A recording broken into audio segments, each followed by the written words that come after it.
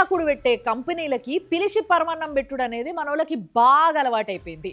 3.5 లక్షల మంది ఆరోగ్యాలు పాడయ్యి organ damage, cancer, reproductive system damage ఇలాంటివన్నీ జరిగి 3.5 లక్షల మంది సఫర్ అవుతుంటే దాంట్లో ఒక 4,000 మంది చనిపోతే అప్పుడు మాకు ఇది వద్దురా బాబు అని వదిలించుకుంటే అలాంటి ఒక కంపెనీని తీసుకొచ్చి రెడ్ కార్పెట్ వేసి మరి ఇన్వైట్ చేసి మన కంట్రీలో పెట్టుకుంటాం. 1986లో ఇటలీలో మిటేని అనే ఒక కంపెనీని పెట్టి 100 స్క్వేర్ కిలోమీటర్ల ఏరియాలున్న గాలిని, నీరుని, నేలని అన్నిటిని నాశనం పట్టించిన ఒక కంపెనీని 2018లో ఇలాంటి కంపెనీ ఉండడానికి వీలు లేదు, దీన్ని ఎత్తేయాల్సిందే అని ఇటలీ గవర్నమెంట్ ఎత్తేపిచ్చి ఆ కంపెనీ ఎగ్జిక్యూట్ చేసిన వాళ్ళకి 141 ఏళ్ళు జైలు శిక్ష వేసింది.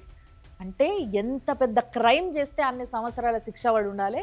అలాంటి ఒక కంపెనీని తీసుకొచ్చి మనం ఇప్పుడు మహారాష్ట్రలో పెట్టుకుంటాం అనమాట. సేమ్ అక్కడి నుంచి అన్ని ఎక్విప్మెంట్ అంతా పట్టుకొచ్చుకొని. ఆ కంపెనీ పేరే లక్ష్మీ ఆర్గానిక్స్ ఇండస్ట్రీ మహారాష్ట్ర. ఈ కంపెనీలో ప్రొడ్యూస్ చేసేదాన్ని PFAS అంటారు, అంటే పాలీ ఫ్లోరో ఆల్కైల్ సబ్స్టెన్సెస్. వీటిని ఫర్ ఎవర్ కెమికల్స్ అని కూడా అంటారు. ఈ కెమికల్స్ని ఇటలీలో ఉన్న మిటేని అనే కంపెనీ కూడా తయారు చేసింది. దానికోసమే దాన్ని మూపిచ్చేసారు 2018లో. అది మూయించిన తర్వాత 2019లో బిడ్డేసి మరి ఎవ్వరు కొనని కంపెనీని ఇక్కడ కొని మహారాష్ట్రలో పెట్టిండ్రు. ఇంకో విచిత్రమైన విషయం ఏంది అని అంటే, అక్కడ మిటేని కంపెనీలో వన్ ఆఫ్ ది పార్ట్నరు ఇప్పుడు వచ్చి ఇక్కడ ఈ లక్ష్మీ ఆర్గానిక్స్ ఇండస్ట్రీ అనే కంపెనీలో కూడా one of the partner. For ever chemicals అంటారు వీటిని అని చెప్పిన కదా. ఎందుకంటారు తెలుసా?